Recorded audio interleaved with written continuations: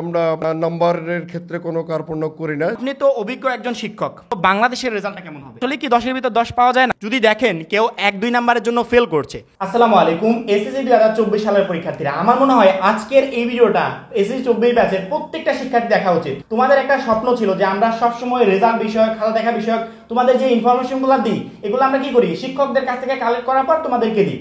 কিন্তু আজকে আমি সরাসরি একজন বোর্ড পরীক্ষককে, বোর্ডের একজন শিক্ষককে আমি আমার ভিডিওতে এনেছি।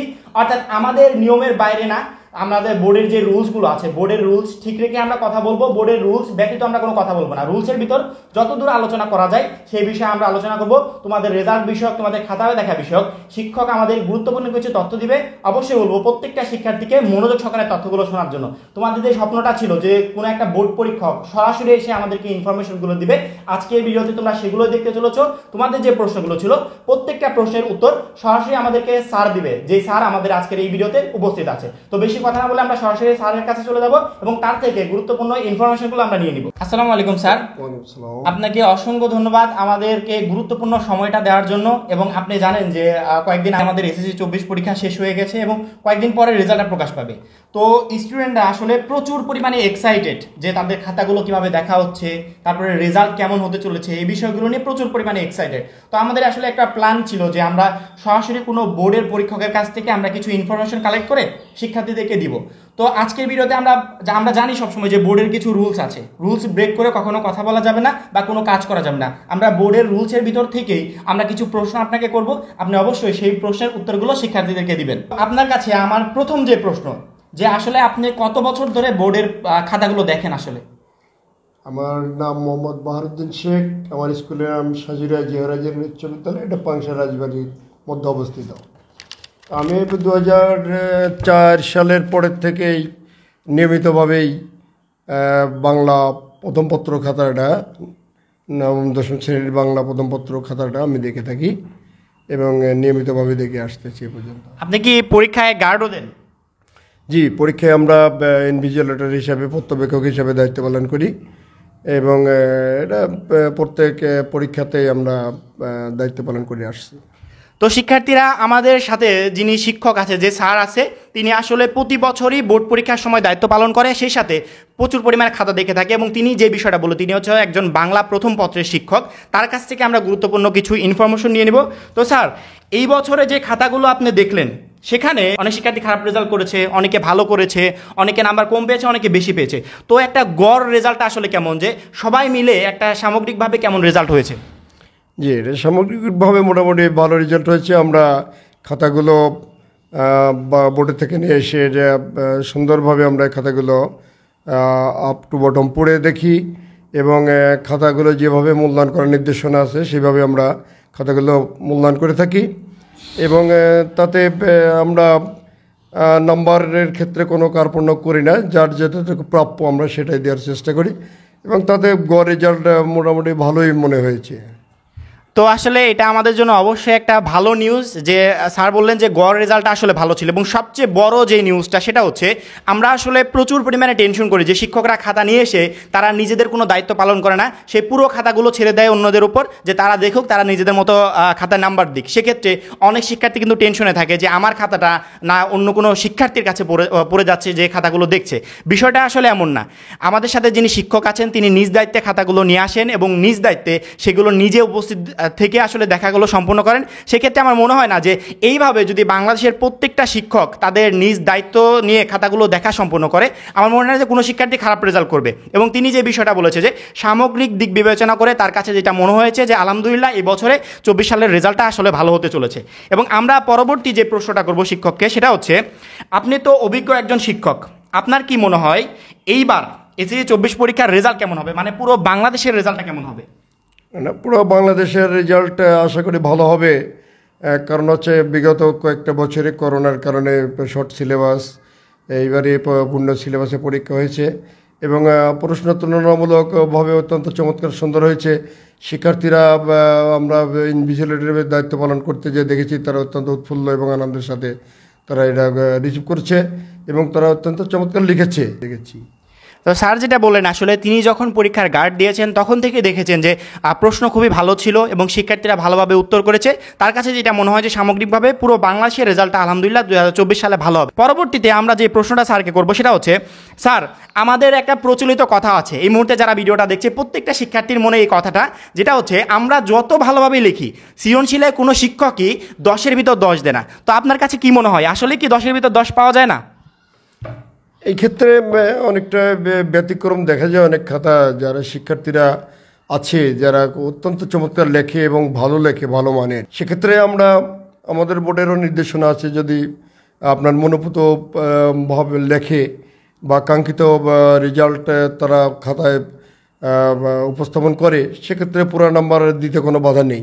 এবং আমরা অনেক ক্ষেত্রেই দেখি যে খাতাগুলো অত্যন্ত চমৎকার লেখছে এবং তাদের লেখার মধ্যে অনেক জ্ঞানগর্ভ এবং সমস্ত দিকগুলোই যে বৈশিষ্ট্যগুলো থাকা দরকার ভালো মার্কসের জন্য, সেই বৈশিষ্ট্যগুলো তার খাতার মধ্যে আছে এবং আমরা সেক্ষেত্রে পুরো নাম্বারে দিয়ে থাকি এবং অনেকেই এটা পেয়েছে। স্যার যেটা বলছেন যে আসলে যেই ধারণাটা তোমরা করছিলে যে 10-এর ভিতর 10 একজন শিক্ষক দেন, এটা সম্পূর্ণ ভুল ধারণা।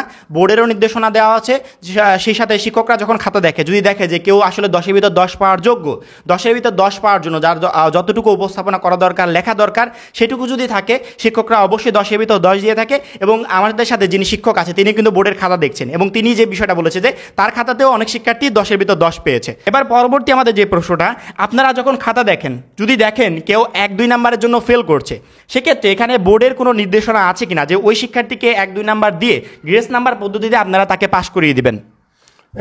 বোর্ডের এমন কোনো নির্দেশনা নেই, তবে আমরা অত্যন্ত মানবিক দৃষ্টিকোণ থেকে এটা পর্যবেক্ষণ করে থাকি, খাতাগুলো পরীক্ষা করে থাকি এবং আমরা যে খাতাগুলো দেখি যে 5 নাম্বারের কাছাকাছি, এই খাতাগুলো বারবার দেখি এবং দেখি আমাদের খাতা দেখার মধ্যে কোনো ভুল আছে কিনা। যদি আমাদের কাছে মনে হয় যে এই নাম্বারগুলো আরেকটু পাওয়ার যোগ্য, সেক্ষেত্রে আমরা কিছু নাম্বার ওখানে আমরা অ্যাড করি অনেক সময় এবং তাতে অনেক শিক্ষার্থী পাস করে যায়। স্যার কিন্তু চমৎকার একটা কথা বলেছে যে 1-2 নাম্বারের শর্ট থাকলে সেখানে সেই নাম্বারটা যোগ করে পাশ করে দেয়। আমরা সবসময় ভিডিওতে দেখি যে গ্রেস নাম্বার 4 দিয়ে দেওয়া হয়, 5 দিয়ে দেওয়া হয়। এই বিষয়টা আসলে সম্পূর্ণ একটা ভুল তথ্য, এটা আমাদের মন গড়া একটা তথ্য। শিক্ষক যেটা বললেন এই কথাটা কিন্তু চমৎকার একটা কথা। তিনি বলেছেন যে কোনো শিক্ষার্থী যদি 1-2 নাম্বারের জন্য ফেল করতে যায় বা 1-2 নাম্বার শর্ট থাকে পাশ করার ক্ষেত্রে, ওই খাতাটা তিনি বারবার দেখেন যে তার কোনো নাম্বার দেওয়ায় ভুল আছে কিনা, বারবার করে দেখে। সেক্ষেত্রে যদি নাম্বার দেওয়া ভুল থাকে তাহলে ওই নাম্বারটা ঠিক করে সেই শিক্ষার্থীকে পাশ করিয়ে দেয়। এবং শিক্ষার্থীরা যতটুকু লিখেছে, সাপোজ একজন শিক্ষার্থীর পাশ করতে 23 প্রয়োজন, সেক্ষেত্রে 22 পেলো, 21 পেলো, শিক্ষক কিন্তু বারবার খাতাটা দেখছে যে কোনোভাবে কোনো প্রশ্নে ওই শিক্ষার্থীকে 1-2 বাড়িয়ে পাশ করিয়ে দেওয়া যায় কিনা। এখানে কিন্তু শিক্ষক নাম্বারের উপর কিন্তু 22-এর সাথে 1 যোগ করে পাশ করিয়ে দেন না, তিনি খাতায় যতটুকু উপস্থাপনা করেছেন তার উপর ভিত্তি করে যদি 1 বেশি পাওয়ার যোগ্য হয় তাহলে ওই 1 বেশি দিয়ে বাড়িয়ে দিয়ে তিনি কিন্তু পাশ করিয়ে দিয়েছেন। ঠিক আছে, পরবর্তী আমাদের যে প্রশ্নটা সেটা হচ্ছে, আপনি সৃজনশীল খাতা দেখেছেন, সেখানে সৃজনশীল ছিল হচ্ছে 70 মার্কের, 7টা সৃজনশীল লিখতে হয়। তো আপনি যে খাতাগুলো দেখেছেন সেখানে কি কেউ 70-এর ভিতর 70 পেয়েছে বা সর্বোচ্চ একটা শিক্ষার্থী কত নাম্বার পেয়েছে? এখানে আমরা যে খাতাগুলো অত্যন্ত চমৎকার লেখে এবং তাদের লেখে স্পষ্ট, পরিষ্কার, পরিচ্ছন্ন, সে খাতাগুলো আমরা অনেক ক্ষেত্রে বারবার পড়ি এবং তাদের নাম্বার আমরা পুরোপুরি পাওয়ার যোগ্য তা যাচাই বাছাই করি। সেক্ষেত্রে যদি যাচাই বাছাইতে তারা টেকে, সেক্ষেত্রে আমরা ফুল মার্কস দিয়ে থাকি এবং এটা অনেক খাতাই আমরা দেখেছি যে খাতাগুলোর মধ্যে পুরো নাম্বারই তারা পেয়ে গেছে। আলহামদুলিল্লাহ, এটা কিন্তু আসলে চমৎকার একটা কথা ছিল যে আসলে 70-এর ভিতর 70 পাওয়া, এটা আমরা কেউ কল্পনাই করতে পারি না। কিন্তু শিক্ষক যে কথাটা বললেন যে যদি কেউ সেরকম যোগ্য হয়, ভালোভাবে খাতায় যদি উপস্থাপন করে থাকে, ভালোভাবে লেখে, তাহলে ওই খাতাটা তারা বারবার করে দেখে, বারবার করে দেখার পরবর্তীতে সে যদি 70-এর ভিতরে 70-ই পাওয়ার যোগ্য হয়, সেক্ষেত্রে কিন্তু ওই শিক্ষার্থীরা পুরো নাম্বারই কিন্তু পাচ্ছে। ঠিক আছে, আমাদের পরবর্তী প্রশ্ন যেটা হচ্ছে, যেহেতু কয়েকদিন পরে আমাদের রেজাল্ট দিবে, শিক্ষার্থীরা এই মুহূর্তে প্রচুর পরিমাণে টেনশনে আছে, অনেকে টেনশনে অসুস্থ পর্যন্ত হয়ে গেছে। আপনি এই শিক্ষার্থীদের উদ্দেশ্যে গুরুত্বপূর্ণ কিছু তথ্য দেন যে তারা যেই পরিমাণে টেনশন করছে, আসলে এত টেনশন করা উচিত কিনা?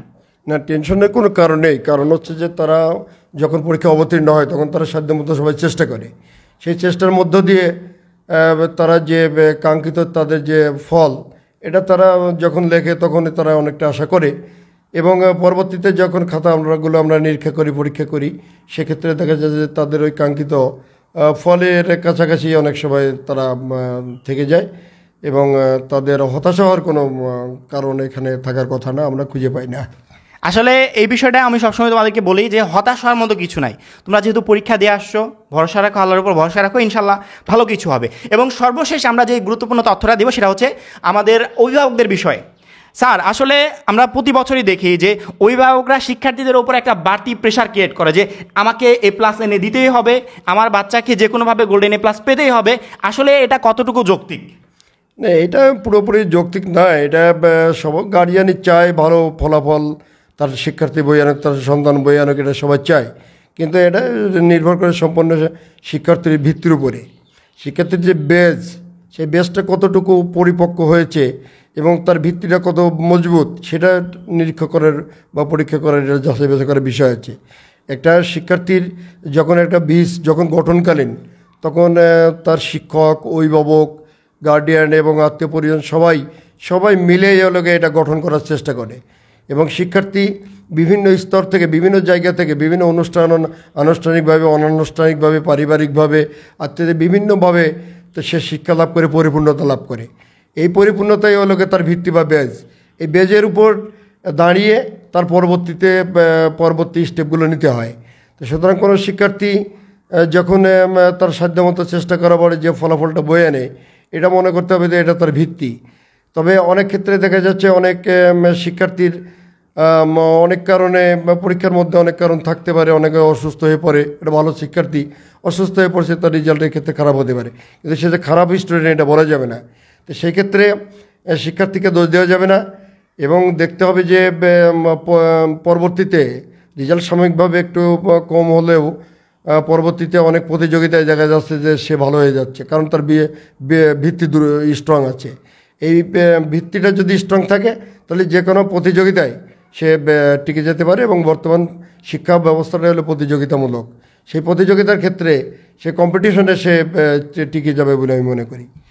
আসলে আমার মনে হয় প্রত্যেকটা অভিভাবকেরই এই কথাগুলো আসলে শোনা উচিত এবং এই অনুযায়ী শিক্ষার্থীদের আসলে সেইভাবে তাদের সাথে ব্যবহার করা উচিত। শিক্ষকদের অনেক সাহায্য থাকে, আমাদের যারা অভিভাবক আছে, আমাদের আত্মীয় পরিস্বজন আছে, সবারই কিন্তু এখানে সাহায্য থাকে। আমরা আস্তে আস্তে বড় হয়েছি, আমাদের ভিত্তিটা যদি মজবুত থাকে সেক্ষেত্রে একটা পাবলিক পরীক্ষার রেজাল্ট আমাদের লাইফের সব কিছু উলটপালট করে দিতে পারে না। রেজাল্ট একটা খারাপ হতেই পারে, অনেক সময় শিক্ষার্থীরা অসুস্থ থাকে, পরীক্ষার আগে অসুস্থ হয়ে পড়ে, সেক্ষেত্রে অনেক কারণে রেজাল্টটা খারাপ হতে পারে। তার মানে এই নয় যে সে খারাপ স্টুডেন্ট, তার সামনে আরও অনেক পাবলিক পরীক্ষা আছে, সেখানেও ভালো করার সুযোগ আছে। অর্থাৎ একটা রেজাল্ট কখনো শিক্ষার্থীর ভবিষ্যৎ গড়ে দিতে পারে না। এই বিষয়টা আসলে গার্ডিয়ান যারা অভিভাবক আছে তাদের বিষয়টা বোঝা উচিত। এবং আমরা যে বাড়তি একটা প্রেশার ক্রিয়েট করি বাচ্চাদের উপর যে A+ এনে দিতে হবে, গোল্ডেন A+ দিতে হবে, এগুলো আসলে একটা সম্পূর্ণ একটা ভুল তথ্য। ঠিক আছে, এই জন্য আমার মনে হয় যে আমাদের শিক্ষা ব্যবস্থায় একটা কিন্তু আমূল পরিবর্তন এসেছে, যেটা হচ্ছে আমাদের ওই A+, গোল্ডেন A+ এর সিস্টেমটাই পুরোপুরি উঠে যাচ্ছে। কারণ এইটা নিয়েই এতদিন আমরা যখন আমাদের আত্মীয় স্বজনরা আমাদের উপর প্রেশার ক্রিয়েট করেছে বা আমাদের যারা অভিভাবক আছে তারা প্রেশার ক্রিয়েট করেছে, এই প্রেশার ক্রিয়েটটা আমার মনে হয় না যে আর কোনো দিন হবে। এবং আমার মনে হয় প্রত্যেকটা অভিভাবকেরই এই বিষয়গুলো বোঝা উচিত। পুরো মার্কশিট সহ SSC 24 রেজাল্ট যদি সবার আগে পেতে চাও, এখনই প্লে স্টোরে যাবে, প্লে স্টোরে গিয়ে সার্চ দিবে SSC রেজাল্ট 2024, এটা লিখে জাস্ট সার্চ দিলে সবার উপরে 1 নাম্বার র্যাঙ্কিংয়ে যে অ্যাপসটা দেখতে পাচ্ছ, এই অ্যাপসটা সবাই ইনস্টল করে মোবাইল ফোনে রেখে দিবে। রেজাল্টের দিন তোমাদেরকে কোনো অপেক্ষায় থাকতে হবে না, সরাসরি অ্যাপসে ঢুকবে, রেজাল্টটা সংগ্রহ করে জাস্ট বেরিয়ে চলে আসবে। এবং এই অ্যাপসের লিঙ্ক আমি ডেসক্রিপশনে দিয়ে রাখবো, তোমরা চাইলে লিঙ্কে ক্লিক করে অ্যাপসটা ডাউনলোড করে নিতে পারবে। আমরা আমাদের নিয়মের ভিতর থেকে বোর্ডের আসলে শিক্ষককে দিয়ে বা বোর্ডের শিক্ষকের নিয়মের ভিতর থেকে যতটুকু কথা বলা উচিত তিনি সেই তথ্যগুলো দিয়েছে। আমরা এর থেকে বাড়তি কোনো তথ্য তোমাদেরকে দিতে পারবো না, কারণ তোমরা জানো যে বোর্ডের প্রত্যেকটা শিক্ষকের একটা মানদণ্ড আছে, তিনি কতদূর পর্যন্ত কথা বলতে পারবেন। ঠিক আছে, আমার আয়ত্তে আমাদের সাধ্যমতো যতটুকু ইনফরমেশন দরকার ছিল আমি তোমাদেরকে কালেক্ট করে দিলাম। আশা করি এই ভিডিওটা প্রত্যেকটা শিক্ষার্থীর দেখা উচিত, যারা প্রচুর পরিমাণে টেনশন করছে পরীক্ষার খাতা দেখা বিষয়ক, রেজাল্ট বিষয়ক, প্রত্যেকেরই এই ভিডিওটা দেখা উচিত। আজকে এই পর্যন্তই। পরবর্তী যে কোনো গুরুত্বপূর্ণ আপডেটের জন্য আমাদের চ্যানেলটা সাবস্ক্রাইব করে পাশে বেল আইকনটাতে ক্লিক করে রাখবে। সবাই ভালো থাকবে, সুস্থ থাকবে, খোদা হাফেজ।